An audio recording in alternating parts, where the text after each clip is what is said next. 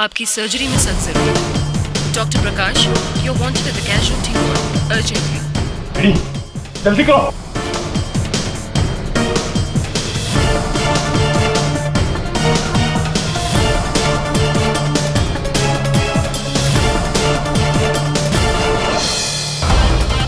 आज की ताजा खबर, केडी पाठक को गोली लग गई। आज की ताजा खबर, केडी पाठक को गोली लग गई। आज की ताजा खबर, केडी पाठक को गोली लग गई। नमस्कार, हम आपको ये न्यूज एक बार फिर से बताना चाहेंगे कि देश के मशहूर लॉयर मिस्टर केडी पाठक पर अज्ञात व्यक्ति द्वारा जानलेवा हमला हुआ है।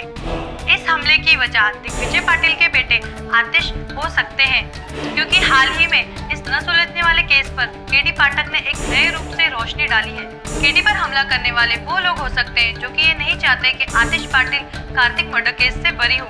मिस्टर केडी पाठक का ऑपरेशन पिछले 5 घंटों से चल रहा है। उनकी हालत अभी भी नाजुक बताई जा रही है। डॉक्टर्स का कहना है कि अगले 24 घंटे तक कुछ भी कहना संभव नहीं होगा। केडी पाठक पर ताज़ा जानकारी के लिए हमारे साथ बने रहिए। नमस्कार।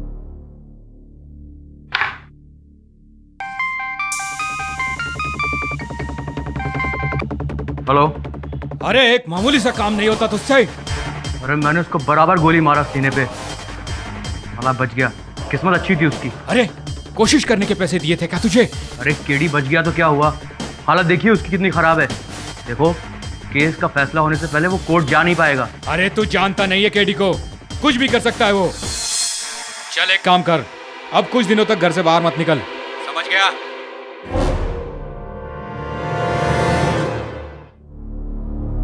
डॉक्टर प्रकाश, आपकी कैजुअल्टी वार्ड में सख्त जरूरत है।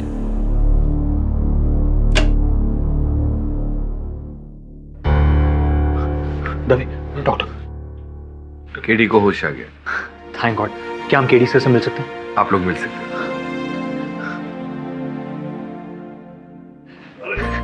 सर थैंक गॉड आप ठीक है। अरे रिलैक्स रिलैक्स वरुण, क्या कर रहा है? गोली लगी है, इमोशनल हो गया ये तुम्हें।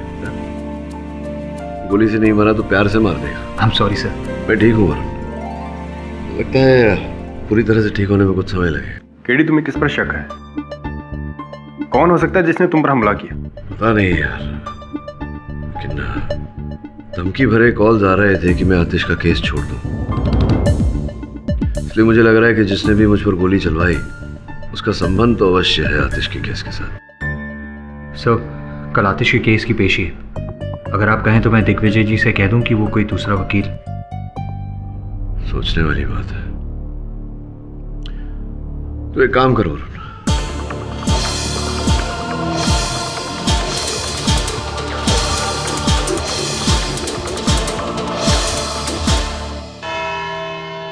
मिस्टर आतिश, जब आप जानते हैं कि मिस्टर केडी अस्पताल में भर्ती हैं, तो आपने अपना केस लड़ने के लिए किसी दूसरे वकील को नियुक्त क्यों नहीं किया? योर ऑनर, क्योंकि मैं नहीं चाहता कि मेरा केस कोई और वकील लड़े, और मुझे इस बात की पूरी उम्मीद भी है कि मिस्टर केडी जल्द से जल्द ठीक हो जाएंगे। उम्मीद के सहारे अदालत में केस नहीं लड़े जा सकते। मशवरा दे रहा हूँ आपको मैं आतिश जी। वैसे आज अदालत में आतिशबाजी जरूर होगी। योर ऑनर, आतिश जी ने इसी पिस्तौल से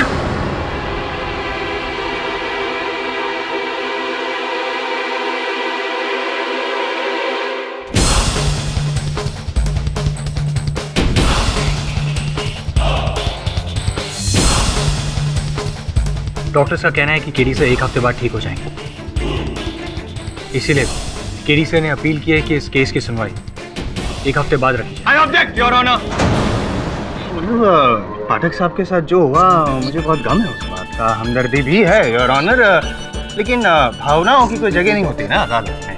और वैसे भी ये जो केस है वो सुर्खियों में आया हुआ महत्वपूर्ण केस है। 1 हफ्ते तक डिले करना मुझे लगता नहीं सही होगा। क्या पता पाठक साहब 1 हफ्ते में ठीक ना हो, 2 हफ्ते भी लग जाएं और शायद योर ऑनर।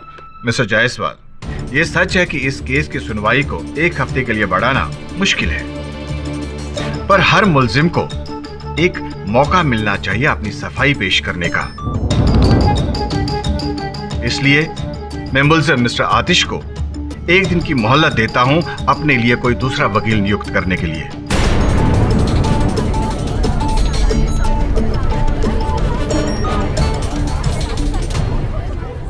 इस केस की अगली सुनवाई कल होगी।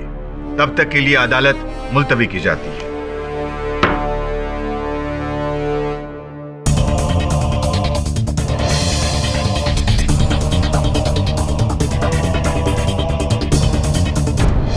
सर, कोर्ट ने साफ शब्दों में कहा है कि कल अदालत में आतिश पाटिल के केस पर सुनवाई होगी। इस बात पर आप क्या कहना चाहेंगे? मुझे जो भी कहना है अब अदालत में ही कहूँगा। सर, आपको लगता है आप इस हालत में कोर्ट में जाकर केस लड़ सकेंगे? क्यों? मेरी हालत बिल्कुल ठीक है, पूर्ण रूप से स्वस्थ हूँ मैं, और कल आतिश पाटिल को अदालत में बचाने के लिए मैं अवश्य उपस्थित रहूंगा। No more questions please. आप देख सकते हैं हम इस वक्त सिटी हॉस्पिटल में मौजूद हैं, जहां पर केडी ने साफ शब्दों में कहा है कि वो अब पूर्ण रूप से स्वस्थ हैं और कल कोर्ट जाकर आतिश पाटिल के केस में जरूर हाजिर होंगे। इस खबर को सुनकर आतिश पाटिल और दिग्विजय पाटिल को जरूर राहत मिली होगी, पर हमलावर जरूर सदमे में होगा, क्योंकि एक बात तो तय है कि हमला करने वाला ये नहीं चाहता कि केडी आतिश का केस लड़े, जो कि अब कल केडी ही लड़ेगा। कैमरामैन नितिन के साथ अंजलि छाबड़िया, SK न्यूज़।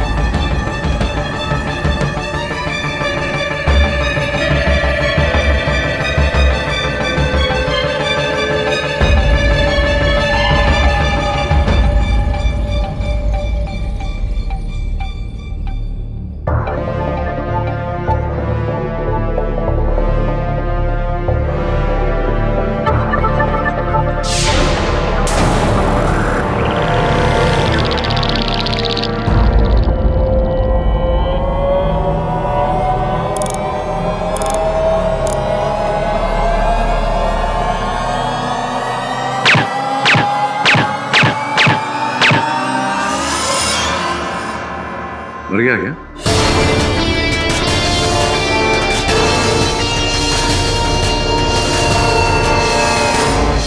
मुझे नहीं लगता इससे कोई लाभ होगा। जहां तक मेरा ज्ञान है, इस पिस्तौल में सिर्फ 6 ही गोलियां आती हैं। वो तो चला चुके ना।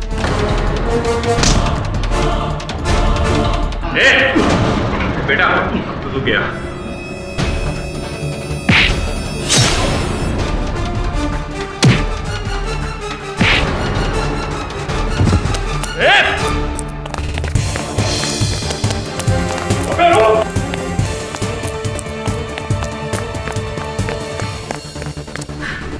I'm okay.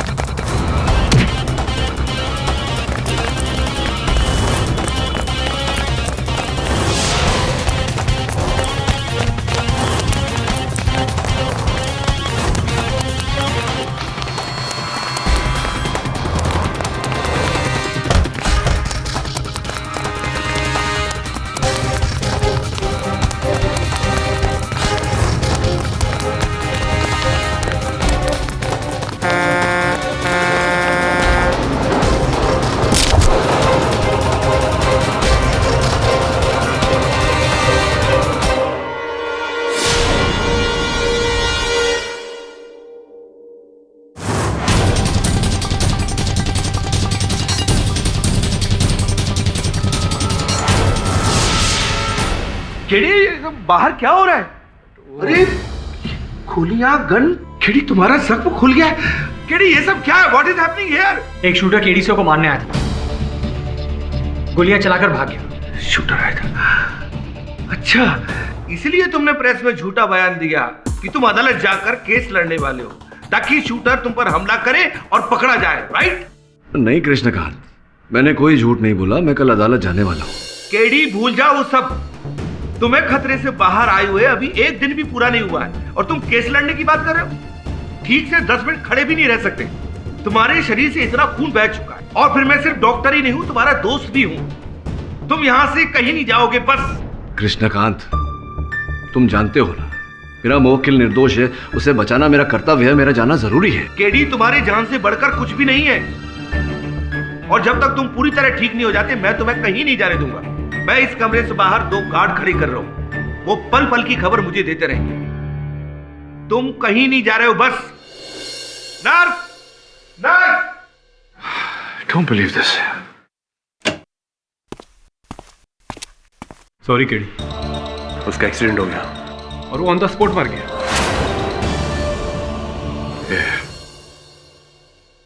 पता लगवा कौन था? कोई सुराग मिला उसकी बॉडी में से? हाँ, एक मोबाइल मिला है।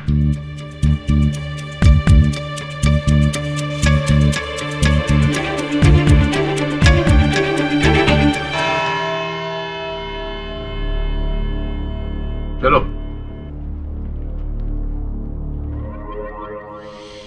बार बार घड़ी देखने से समय बदलेगा नहीं, बुरा वक्त शुरू हो गया है आपका। क्या हुआ कि दूसरा वकील नियुक्त किया आपने, या मैं मदद कर दूं? जयसवाल साहब, शायद आपने आज की न्यूज़ पढ़ी नहीं है। केडी साहब टाइम पे पहुंच जाएंगे, समझे? टाइम तो हो चुका। फाटक साहब कहाँ है? फाटक साहब नहीं आने वाले। ला भाई, केस पेपर दो मुझे। अरे दूसरी एक बात दिग्विजय जी, कल की न्यूज़ आप पढ़ लीजिएगा। आपके बेटे आतिश को फांसी की सजा।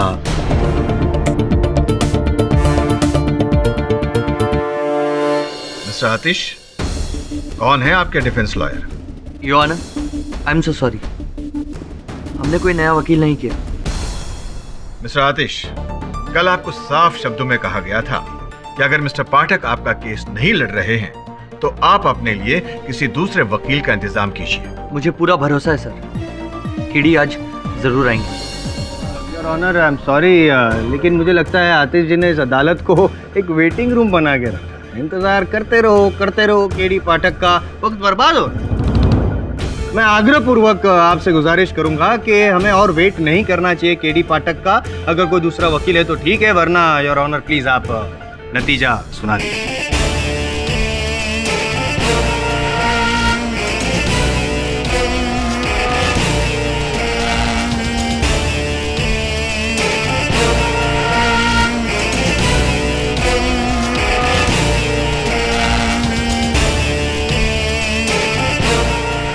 पाठक साहब, कैसी तबीयत आपकी?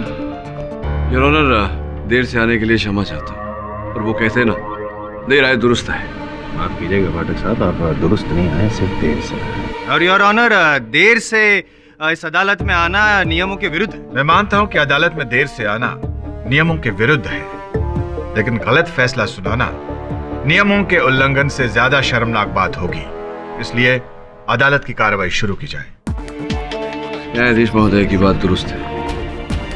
योर ऑनर, मेरे देर से आने का कारण ये है कि मुझ पर गोलियां चलाई। एक्सक्यूज मी योर ऑनर, लेकिन शायद याद दिला दूं मैं पाठक साहब आपको कि यहाँ पे केस चल रहा है आतिश पे खून के इल्जाम का। आप पे किसने गोलियां चलाई वो बाद में मुझ पर गोलियां चली है, इसका सीधा साधा संबंध आतिश के केस के साथ है। अगर मैं अदालत में ये साबित कर दूं तो, अगर आप अवसर दें तो साबित करना चाहूंगा। योर ऑनर, एक ऐसा व्यक्ति जिसका मुझ पर चली हुई गोलियां और आतिश पर चल रहे केस, और दोनों बातों से गहरा संबंध है। मिस्टर दिग्विजय पाटिल के पीए मिस्टर अश्विन जोशी। हाँ तो सॉरी अश्विन जोशी साहब, ये कितने वर्ष हो गए आपको दिग्विजय पाटिल साहब के साथ? पिछले 10 साल से। ऐसी। और उससे पहले क्या करते थे? उससे पहले मैं उनके बड़े भाई साहब श्री सूरज पाटिल साहब का पीए था। सूरज पाटिल जी, गौरांग के पिता। जी, उनके देहांत के बाद जब मिस्टर दिग्विजय पाटिल हमारे पार्टी प्रेसिडेंट बने तो मैं उनका पीए बन गया। राइट। लोगों का कहना है कि आप न केवल पाटिल साहब के सबसे निकट के व्यक्ति हैं, आप उनके सलाहकार भी हैं। जी।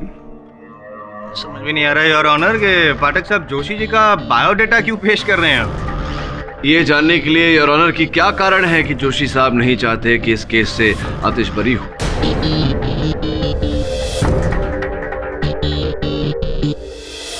देखिए केडी साहब, ये गोलमोल बातें मेरी समझ में नहीं आती है। आपको जो भी कहना है पॉइंट टू पॉइंट बात कीजिए। चलिए पॉइंट टू पॉइंट बोलता हूँ। आप दद्दू बालम नामक किसी व्यक्ति को पहचानते हैं, जानते हैं? जी नहीं, पहली बार सुन रहा हूँ ये नाम। पहली बार आप ये नाम सुन रहे हैं? मैं बता दूं आपको कि दद्दू बालम वही व्यक्ति है जिसने मुझ पर जानलेवा हमला किया।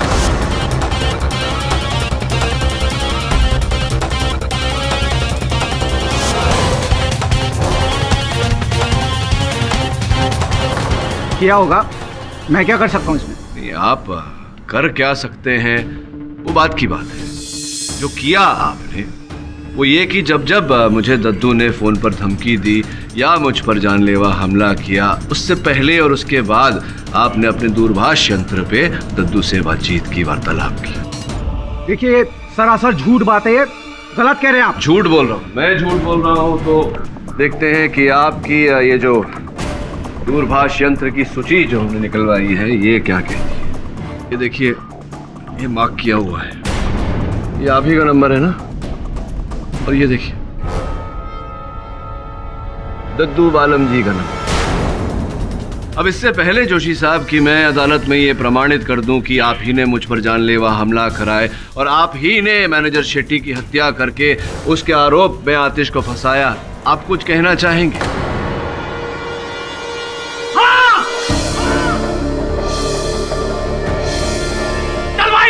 गोली मारना चाहता था तुम्हें और अब भी मारना चाहता हूं।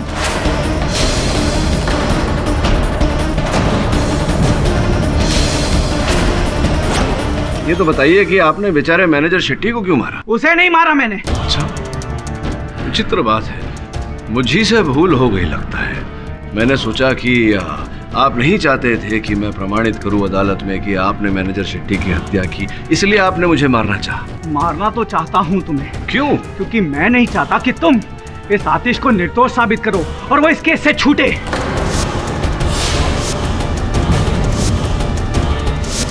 मैं चाहता हूं कि दिग्विजय पाटिल की इज्जत मिट्टी में मिल जाए।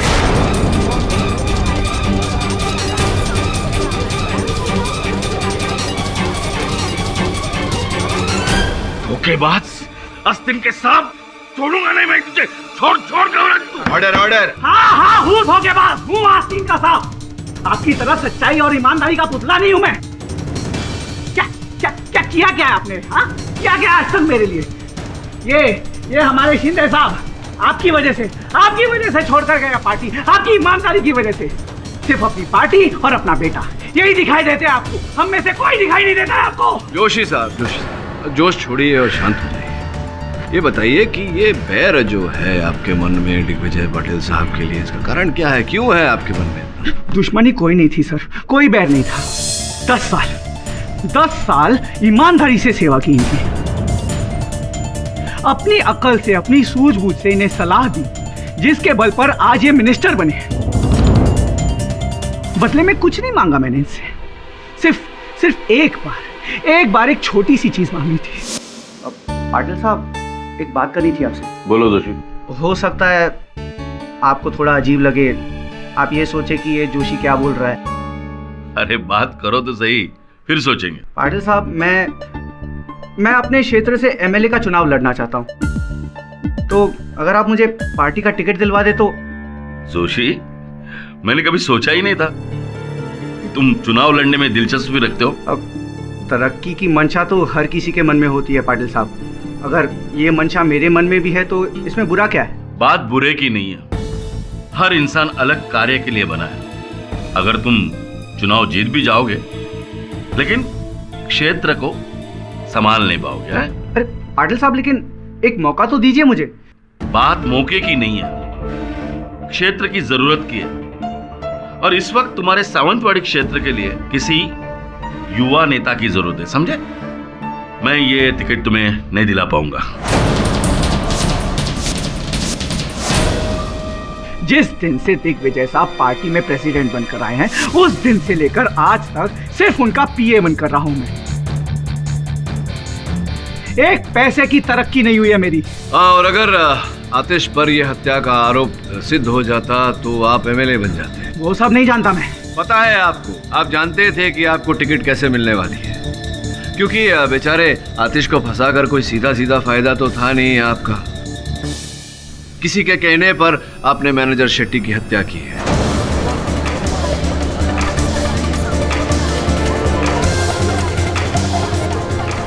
देखिए केडी साहब, मैं आपसे पहले भी कह चुका हूँ कि मैनेजर शेट्टी को मैं नहीं जानता, मैंने उसे नहीं मारा। आप ही ने की है। और ऑनर जोर जबरदस्ती की जा रही है यहाँ पे जोशी जी पे इकबाल जुर्म करवाने के लिए। I object. Objection overruled. Your honour, मैं कोई जबरदस्ती नहीं कर रहा, कोई दबाव नहीं डाल रहा। जोशी साहब के फोन की इस सूची से ये पता चलता है कि मैनेजर शेट्टी की हत्या के 15 मिनट पहले इन्होंने विरोधी दल के नेता महेश शिंदे साहब को फोन किया था।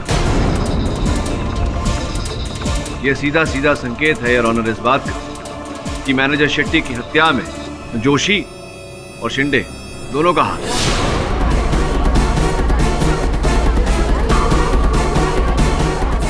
Order order, silence in the court please. अरे केडी साहब, मैं आपसे कितनी बार कहूँ, मैंने कोई खून नहीं किया। जरा ये अद्भुत बात लगी मुझे कि मैनेजर शेट्टी की हत्या के 15 मिनट पहले आपने विरोधी दल के नेता शिंदे साहब को फोन किया। अंततः क्या लेना देना है आपका शिंदे साहब के साथ? बताता हूँ। क्या हुआ जोशी जी, टिकट देने से मना कर दिया ना?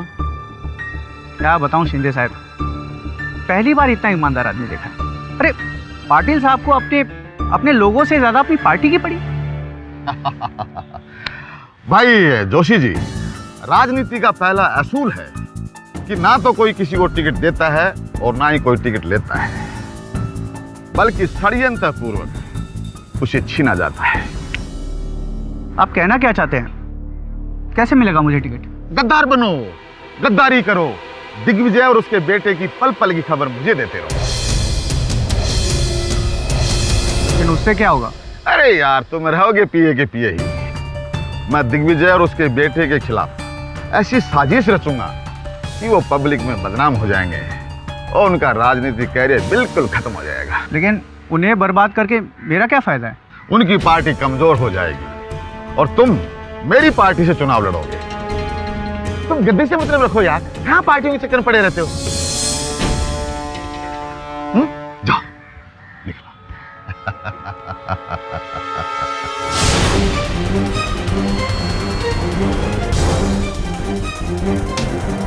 और बस उस दिन से मैं शिंदे साहब को आतिश और दिग्विजय साहब की पल पल की खबर देने लगा।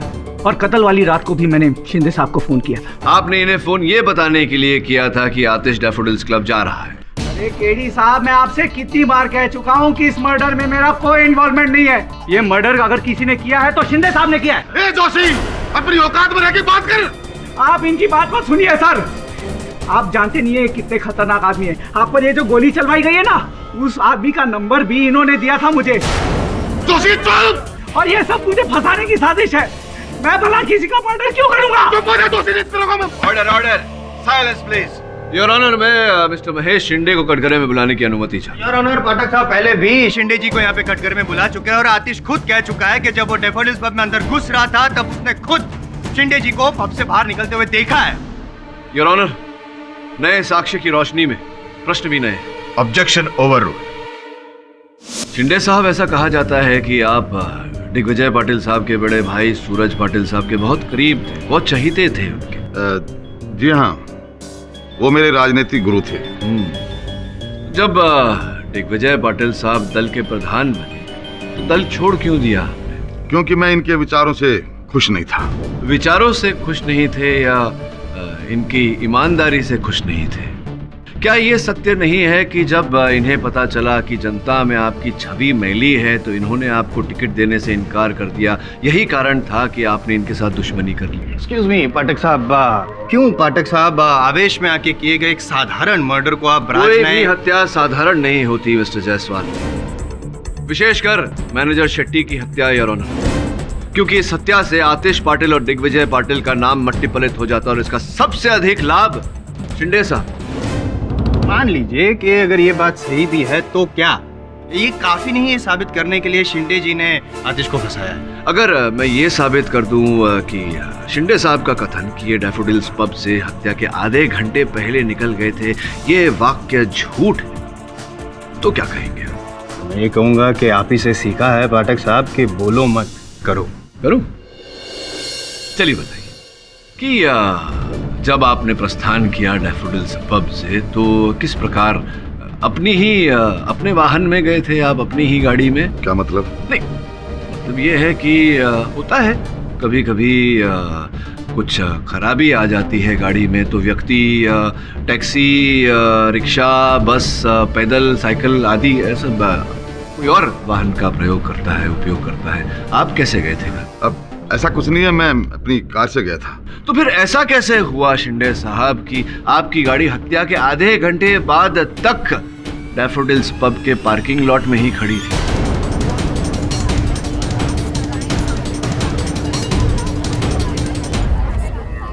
सॉरी टू डिस्टर्ब यू पाठक साहब, लेकिन क्या आपने वो पार्किंग लॉट चेक किया था? नहीं मिस्टर जायसवाल, मैंने पार्किंग लॉट चेक नहीं किया क्योंकि उस समय मैं डैफोडिल्स पब में उपस्थित नहीं था जिस समय हत्या हुई।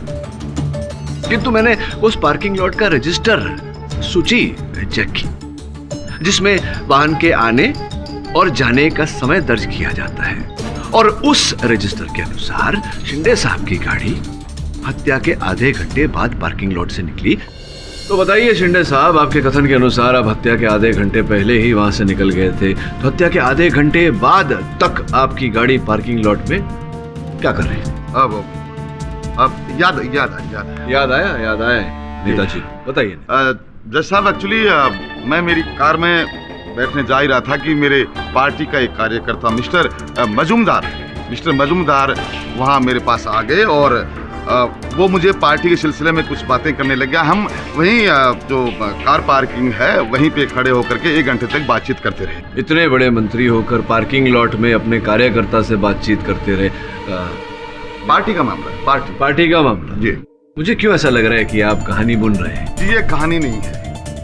आप चाहें तो मैं मजूमदार को यहाँ अदालत में बुला सकता हूँ जो ये बयान दे सकता है कि मैं उनके साथ 1 घंटे तक वहाँ चर्चा कर रहा था। सॉरी एक और बार डिस्टर्ब कर रहा हूँ, सॉरी। और मानना पड़ेगा कि आप काफ़ी पैतरे आजमा रहे हैं। इस ऐसी तबीयत के बावजूद भी काफ़ी मेहनत कर रहे हैं, लेकिन साबित नहीं कर पाए सर आप कि आतिश के अलावा किसी और ने खून किया है। मुझे लगता है योर ऑनर, अदालत का वक्त बर्बाद किया जा रहा है। मैं रिक्वेस्ट करूँगा कि आप फैसला सुना दीजिए। मिस्टर पाठक, कोई और सबूत पेश कीजिए। आपके सबूतों से यह साबित नहीं हो पा रहा है कि खूनी आतिश नहीं कोई और है। अगर आपके पास सबूत हैं तो ठीक, वरना यह अदालत अपना फैसला सुनाएगी।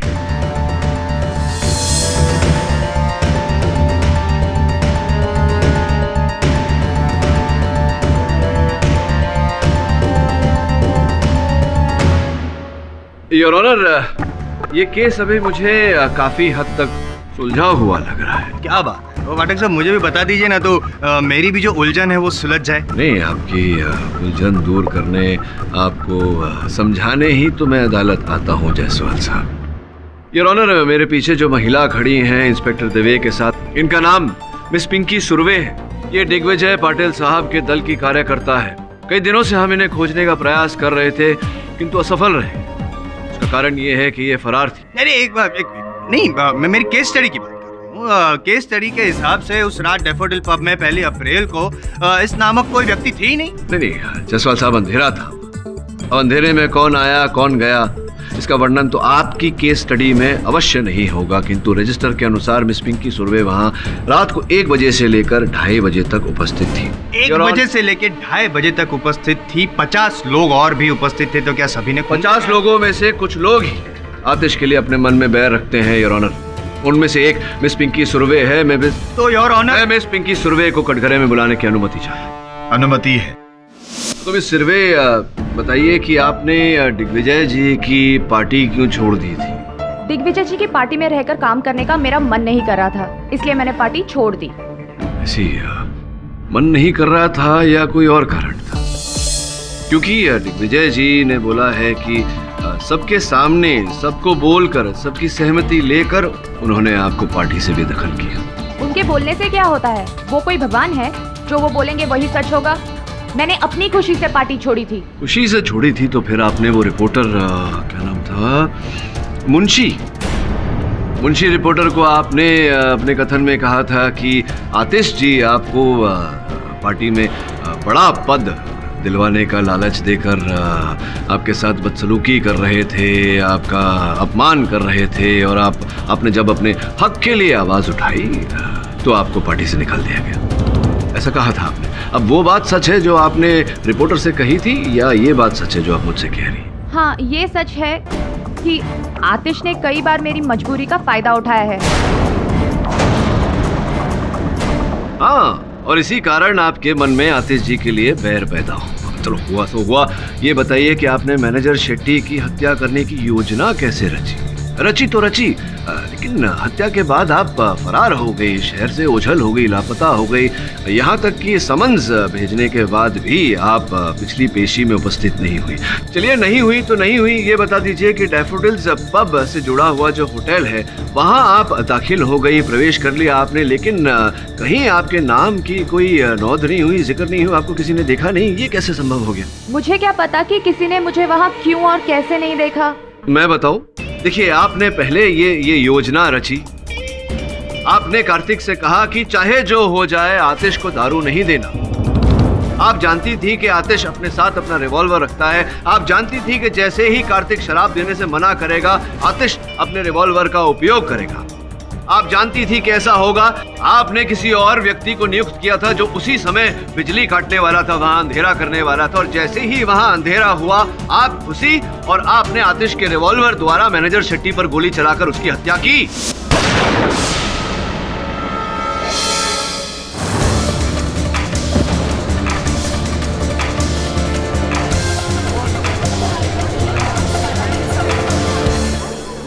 नहीं, ये झूठे झूठे झूठे। मैंने ऐसा कुछ भी नहीं किया क्योंकि मैं वहाँ पर थी ही नहीं। आप वहाँ नहीं थी तो कहाँ थी? मैं ऊपर होटल में कमरे में थी। आप होटल के रूम में थी, इस बात का कोई सबूत है, कोई साक्ष्य है, कोई गवाह है? कैसे साबित करेंगे कि आप होटल के रूम में थी, डैफोडिल्स पब में नहीं थी उस समय? मेरे साथ उस वक्त होटल के कमरे में मिस्टर महेश शिंदे मौजूद थे।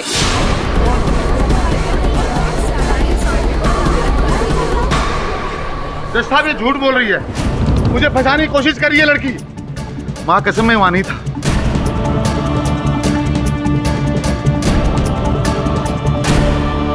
इनसे भयभीत होने की कोई आवश्यकता नहीं। आप विस्तार में बताइए, क्या हुआ था उसे? सर, मेरा मतलब सिर्फ टिकट पाना था, किसी का मर्डर करना नहीं। मैं जानता हूँ मिस सुर्वे कि आप किसी की हत्या करने का उद्देश्य नहीं था आपका। आपने किसी की हत्या की नहीं है। मैं ये भी जानता हूँ कि उस रात आप पब में नहीं, होटल के कमरे में ही थी। सिर्फ ये जानना चाहता था कि किसके साथ आप थी, इसलिए दबाव डाला। अब केवल ये जानना बाकी है योर ऑनर कि ये उस कमरे में पहुंची कैसे, और ये जानने के लिए मैं मिस्टर महेश शिंदे को एक बार फिर कटघरे में बुलाना चाहता हूँ। अनुमति है। हाँ, तो मिस्टर शिंदे, वो जो कार्यकर्ता जिसके साथ भेंट हुई थी आपकी पार्किंग लॉट में, वो मिस्टर मजूमदार नहीं, मिस सुर्वे थी। जब इन सब बातों का पता चली गया है तो हाँ, ये सच है। और इस सच्चाई के पीछे छिपा हुआ बड़ा सच, वो भी तो जानना बाकी है। ये प्रमाणित करना बाकी है अदालत में कि आपने ही मैनेजर शेट्टी की हत्या। एक्सक्यूज मी योर ऑनर, जब ये साबित हो चुका है कि शिंदे साहब ऊपर कमरे में थे, मतलब जब खून हुआ तब वहाँ पे वो नीचे थे ही नहीं, तो फिर ये शक करने का और ये सवाल पूछने का सवाल ही पैदा नहीं होता। आपके इस प्रश्न के पीछे जो सच्चाई छिपी है वो सुन लेंगे तो आपकी उलझन पूरी दूर हो जाएगी। सुनिए योर ऑनर, हुआ कुछ ऐसा था। शिंदे साहब ने अपने कथन में कहा कि ये आधा घंटा पहले डैफोडिल्स पब से निकल गए, सत्य वचन। लेकिन इन्हें फोन आया था पाटिल साहब के पीए जोशी का, जिन्होंने इन्हें बताया कि आतिश डैफोडिल्स पब जा रहा है। उसी समय इन्होंने ये योजना बनाई। इन्होंने मिस पिंकी सुर्वे को वहां बुलाया। जज साहब, मैंने ऐसा कुछ भी नहीं किया। आप ही ने बुलाया, आप ही ने पिंकी सुर्वे को वहां बुलाया था। केवल इतना ही नहीं, पिंकी सुर्वे के नाम पर होटल का कमरा भी आप ही ने बुक कराया था, ताकि जब हम रजिस्टर देखें और हमारा संदेह पिंकी सुर्वे की तरफ जाए तो पिंकी सुर्वे अदालत में खड़े होकर कहे कि आप उस रात उसके साथ थे, कहीं और नहीं थे। हाँ, पक्का आ रहा ना। देख, इसमें कोई भी गड़बड़ नहीं होनी चाहिए। हाँ, अब मैं तेरे को थोड़ी देर में कॉल करता हूँ। पिंकी कैसी है? अच्छी हूँ, आप कैसे हैं सर? हम ठीक हैं भाई। पिंकी, क्या बात है, आपके काफी समय से दीदार नहीं। लेकिन आपने बुलाया तो हम आ भी तो गए ना। अरे हम तो आपको रोज ही याद करते हैं। अच्छा पिंकी, हाँ अब की बार तेरे को टिकट जरूर मिलेगा, इस बात का भरोसा रखिए हम पे। तो ठीक है, फिर हम आपको भी नाराज नहीं करेंगे। अरे पिंकी, इधर कमरा है, आप चलिए मैं आता हूँ। ठीक है। किंतु पिंकी के साथ होटल के कमरे में जाने से पहले आपने वेटर को पैसे दिए और कहा कि चाहे जितना जोर लगा ले आतिश को दारू वो न दे, क्योंकि आप जानते थे कि ये सरफिरा है, दारू ना मिलने पर ये अपने हथियार का उपयोग जरूर करेगा। और जिस व्यक्ति को आपने बिजली बुझाने के पैसे दिए थे वो रहा। ये वो आदमी नहीं है, वो आदमी कोई और था।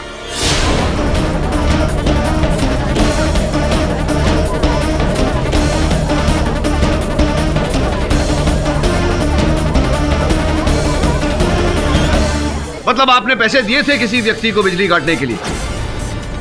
इसका अर्थ ये होता है शिंदे साहब की षड्यंत्र आपका रचा हुआ है, मैनेजर शेट्टी की हत्या आप ही ने की है। मैंने शेट्टी को नहीं मारा, लेकिन मैं जानता हूं कि शेट्टी को किसने मारा है। किसने की है बताइए।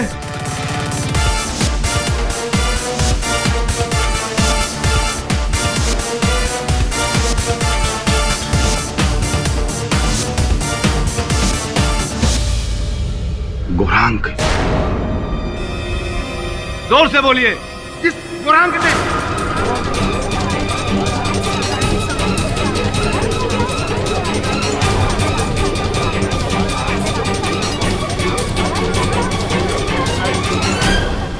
ये भी बता दीजिए कि आपको कैसे पता कि हत्या गौरांग ने की। मैं जब पिंकी के साथ होटल के कमरे में था तो मैंने शोर शराबा सुना, गुस्से की आवाजें सुनी, तो मैं कमरे से निकल करके नीचे चला गया। नीचे जाकर के मैंने देखा कि आतिश ने किसी को मार दिया है, किसी का खून कर दिया है।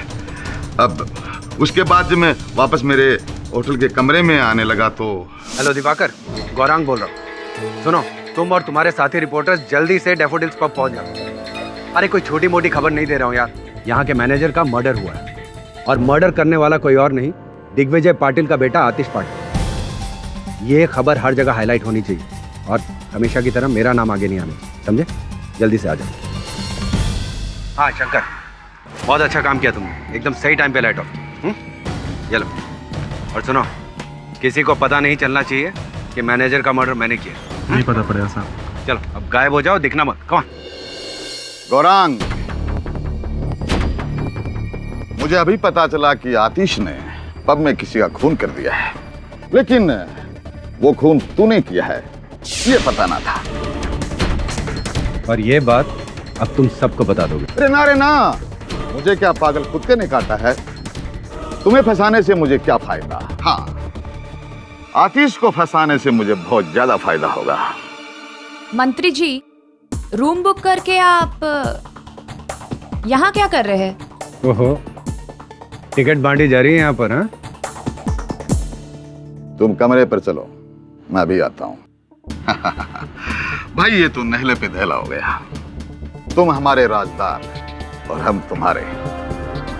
मैं चलता हूँ, इंतजार कर रही है।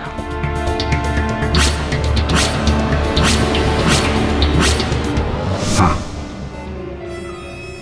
मैंने ही मैनेजर शेट्टी का मर्डर किया।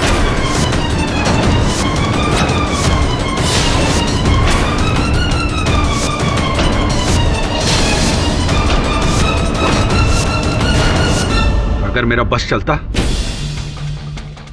तो दिग्विजय पाटिल और आतिश को भी खत्म कर देता। गौरांग, अदालत में ये प्रमाणित हो चुका है कि मैनेजर शेट्टी की हत्या आपने की है। अब इकबाले जुर्म करना है तो करिए, वरना सत्य उगलवाने के तरीके भी हैं, पुलिस के पास भी, हमारे पास भी। आतिश को फंसाने का प्लान मैंने पहले से ही तय किया हुआ था, इसलिए मैं उसे डैफोडिल पब में लेके गया।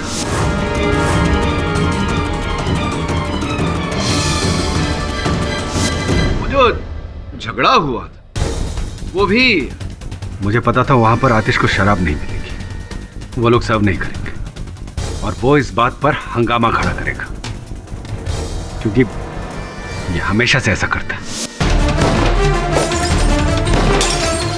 रुकिए सर, रुकिए प्लीज, ऐसा मत कीजिए प्लीज। प्रॉब्लम क्या मुझे बताइए प्लीज, प्लीज गन अंदर रखिए प्लीज, प्लीज शांत हो जाइए।